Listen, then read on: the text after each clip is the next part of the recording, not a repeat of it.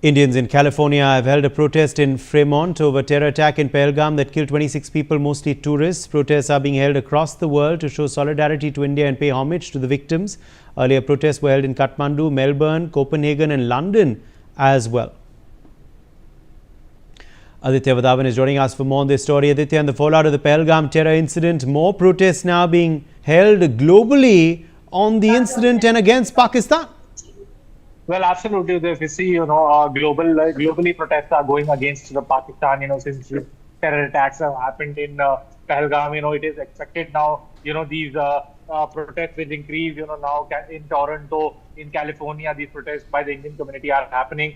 This will definitely isolate the Pakistan and the terrorist organizations based in Pakistan, isolate at a global level, and it is expected that there are several difficult times for Pakistan because it is the economy of Pakistan is already on the back foot, and now it's a semi-war-like situation between India and Pakistan. It is expected that Pakistan is already in chaos.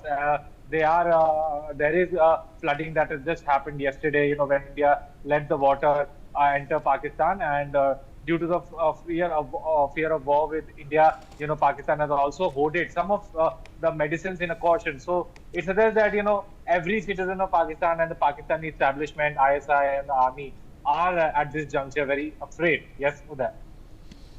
Brigadier Rajan Jamwal, defense expert, is joining us live in the broadcast. Brigadier Jamwal, global condemnation continues. Apart from, of course, world leaders, you have citizens who are coming out onto the streets in London, in Melbourne, in Kathmandu, now even in California.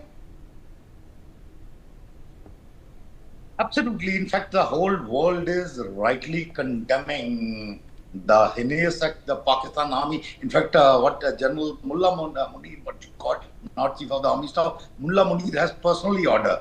Even their best friend, China, despite their foreign minister ringing them up a number of times, at least you come to a rescue. Even China has, it is not coming out and anybody is Pakistan support. So they're desperate.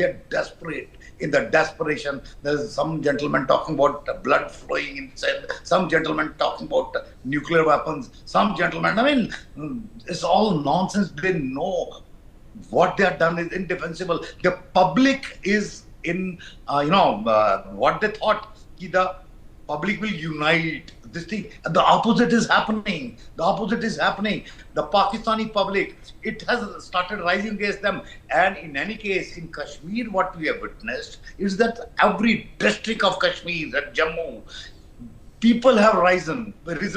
And even the Maulvis, they are on the streets agitating Pakistan Murdabad slogans being heard. They just don't know what has happened. And I am very sure Mullah Munir, before doing it like his predecessor, Musharraf, he did it in Kargil, he did not take political leadership on board. The political leadership is absolutely at loss to do what, they just don't know what to do. And the corner this guy has pushed in. There is a demand now going, to oust him. Already there were pressure on him by his own junior officers and even middle and senior ranking officers that, things are not working out in Pakistan Army. He should quit. And I think that demand will get stronger. Asif Munir would try to suppress the whole thing and, try to the way the things are going. The reports that are there that he and some senior generals have already sent their families abroad are signs of things to come, because LC is already hottened up, our diplomatic and economic as well as the military response along the LC.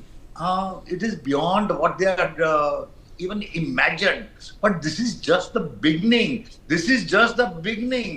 The Prime Minister himself said today, he said it before, they have to wait for the main strikes to come.